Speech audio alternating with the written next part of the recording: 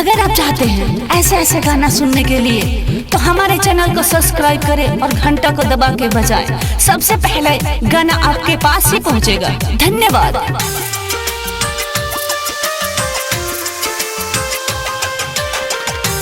अखन आप सब सुन रहे छे ARS म्यूजिक की शानदार प्रस्तुति presented by ARS film Bhojpuri.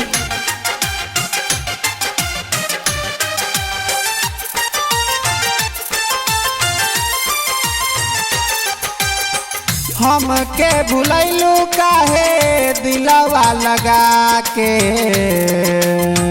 हमके भुलैलू काहे दिलवा लगा के, जात बाड़ू ससुरा गोरी हमके रुला के, जात बाड़ू ससुरा गोरी हमके रुला के। याद तोहर आवे रानी रतिया में, याद तोहर आवे रानी रतिया में, लिखो तानी नाम तोहर हम तकिया में, लिखो तानी नाम तोहर तकिया में। अखन आप सब सुन रहे छे ARS म्यूजिक की शानदार प्रस्तुति presented by ARS film Bhojpuri.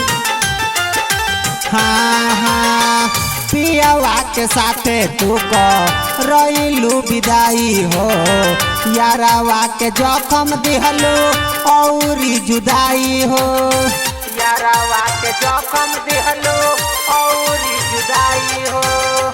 पियावा के साथे तू को रईलू विदाई हो, यारावा के दर्द दिहलू औरी जुदाई हो। होला देख दर्द बारा छतिया में, होला देख दर्द बारा छतिया में, लिखो तानी नाम तोहर हम तकिया में, लिखो तानी नाम तोहार तकिया में। हाँ लिखो तानी नाम तोहार तकिया में। याद तोहर आवे रानी रतिया में, लिखो तानी नाम तोहर हम तकिया में, लिखो तानी नाम तोहार तकिया में जान। अखन आप सब सुन रहे छे ARS म्यूजिक की शानदार प्रस्तुति presented by ARS film Bhojpuri. कैसे भुला गइलू रामू के जान हो, माफ नहीं करिहे देख तोरा भगवान हो, माफ नहीं करिहे देख तोरा भगवान हो। कैसे भुला गइलू परदीप के जान हो, माफ नहीं करिहे निशा तोरा भगवान हो।